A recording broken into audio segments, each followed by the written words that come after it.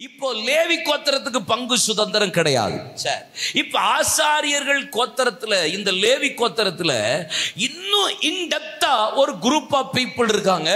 அந்த குரூப்பை கர்த்தர் கூப்பிடுறாரு. ஒரு 3 பேரை ஆண்டவர் கூப்பிடுறாரு. என்ன கூப்பிடுறாரு? ஒரு 3 பேரை. இப்ப 3 பேர் வராங்க.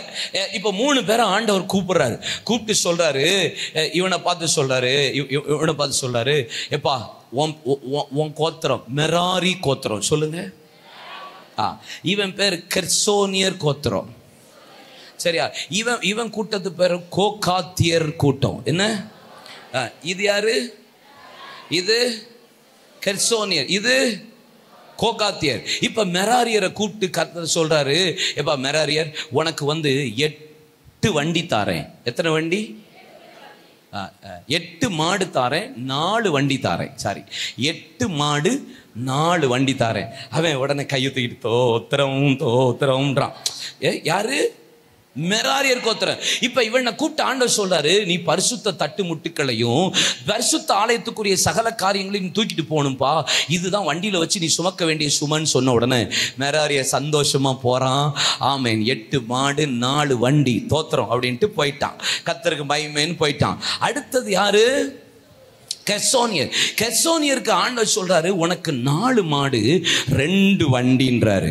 இவனுக்கு 4 மாடு 2 வண்டியை கொடுத்த உடனே இவனும் கையை தூக்கிட்டு, ஆண்டவரே தோத்திரம் தோத்திரம் தோத்திரம் தோத்திரம் தோத்திரம் தோத்திரம், ஆண்டவரே எனக்கு மாடு கொடுத்துட்டீங்க, வண்டி கொடுத்துட்டீங்க, நீயும் இந்த காரியத்தெல்லாம் சுமக்கணும்னு சொன்னோன்னே இவனும் கர்த்தரை தோத்திரம் பண்ணிட்டு போயிட்டான். கடைசியில் இருக்கிற ஒரு கூட்டம் இருக்கு, கோகாத்தியர் கூட்டம்னு ஒரு கூட்டம்.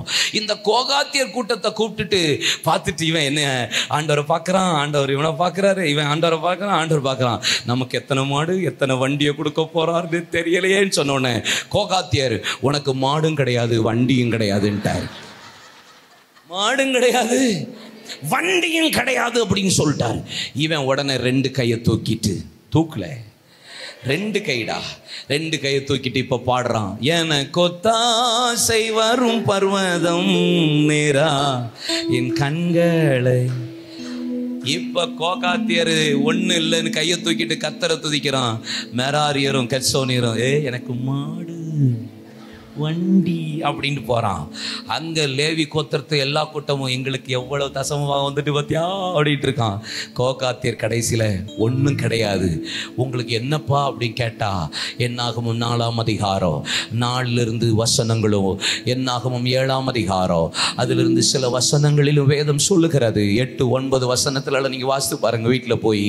கோகாத்தியருக்கோ ஒன்றுமல்ல, அவர்கள் தண்டுகளை பிடித்து தோளிலே உடன்படிக்கை பெட்டியை சுமக்கிறதும் பரிசுத்த ஸ்தலத்துக்குரியதா இருக்கும், அதுவே அவர்களுக்கு பரிசுத்தமா இருக்கும் அப்படின்னு கோகாத்தியர் சொன்ன உடனே சந்தோஷமா, நான் தோலை கொடுக்கிறேன், நான் சுமக்கிறதுக்கு தோலை கொடுக்கிறேன், ஆண்டவரே நான் உமக்காக சுமப்பேன்னு அவன் சந்தோஷமா அவன் தோள்களை கொடுத்த போது அவன் சுமந்தான். இங்க பாருங்களேன், லேவி கோத்திரத்துக்கு எல்லாவற்றுக்கும் பட்டணம் கிடைத்தது தசமமாகும். மெராரியருக்கும் கெர்சோனியருக்கும் எல்லாருக்கும் மாடு வண்டியும் கிடைத்தது. கோகாத்தியர் சுமக்க மட்டும்தான், நான் இன்னும் சுமக்க மட்டும்தான், நான் உலகமே, நான் இயேசு மட்டும் சுமக்கணுமா, சிலுவை மட்டும்தான் சுமக்கணுமா, நிந்தையை மட்டும்தான் சுமக்கணுமா, ஒருவர் பாரத்தை ஒருவர் மட்டும்தான் சுமக்கணுமா, ஆண்டவரே பாரத தேசத்தை ஜனங்களை மட்டும்தான் சுமக்கணுமா, நீ சுமக்க மட்டும்தான் தெரிந்து கொள்ளப்பட்டவன் என்று சொன்னாலும் உலகம் அவன் அற்பமா பார்த்திருக்கலாம். ஆனா உங்களுக்கு இந்த இரவு 3:10 ஒரு செய்தி சொல்லுகிறேன். இந்த கோகாத்தியர் கால் வச்சாத்தான் யோர்தானே பிரியும். இந்த கோகாத்தியரின் கால் படாமல் யோர்தான் பிரியாது. உனக்கு வண்டி இருக்கலாம், உனக்கு மாடு இருக்கலாம், உனக்கு பட்டணம் தசமபாகமா கிடைக்கலாம், ஆனா எவன் இந்த தேசத்தை சுமக்கிறானோ, ஆத்துமாவை சுமக்கிறானோ, பாரத்தை சுமக்கிறானோ, இயேசுவின் இருதய துடிப்பை சுமக்கிறானோ, சிலுவையை சுமக்கிறவன் கால் பட்ட மாத்திரத்தில் யோர்தான் பிரியும். இந்த இரவு சுமக்கிற சில பேரை தேவன் இந்த ராத்திரி தேடி வந்திருக்கிறார்.